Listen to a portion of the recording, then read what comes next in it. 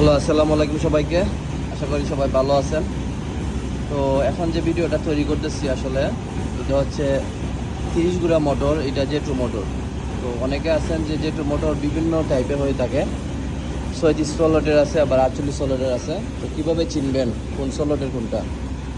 তো আমাদের দুইটা জেটু মোটর আছে 30 হর্স পাওয়ার। এটা হচ্ছে পছন্দ হয়েছে তাই এটা কিনছি। এটা 48 সোলটের মোটর। এই যে 48 সোলটের মোটর কীভাবে চিনবেন?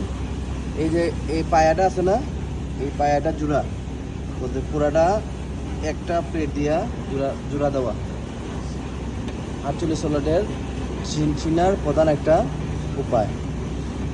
টেপিং করা কয়েল, এটা 48 সোলটের মোটর টেপিং করা কয়েল চিনার আর একটা উপায় হচ্ছে এই জায়গাটা মানে কি করা থাকে, লাগ থাকে।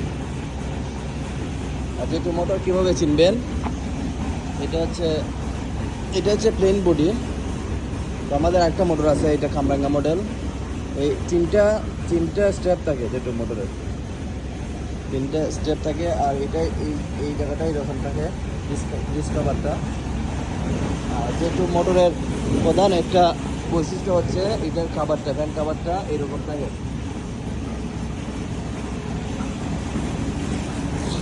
তারপরে আপনার এই যে কানেকশন বক্সটা আছে না, এটার দুই দিকে দিয়ে দুইটা নাট থাকে। এখানে একটা নাট, আবার এখানে একটা নাট, দুইটা নাট থাকে। দুইটা পায়ের মধ্যে লাগ থাকে।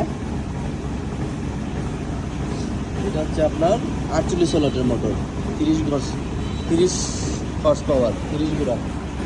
আর একটা আছে আমাদের, এটাও 30 হর্স পাওয়ারই, এটা রানিং। এটা খামরাঙ্গা মডেল। এই যে দুই পাশে দুইটা নাট। এটা হচ্ছে আমাদের 36 সোলটের মোটর। এই যে দুইটা পায়া, এই মধ্যখানে ফাঁক আছে।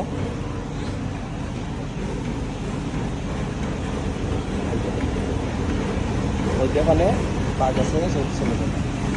তো অনেকে যেটু মোটর চিনেন না, এই জন্য এটা আর কি দেখানো আমার। তো যেটু মোটরের কাভারটা এইরকম থাকবে,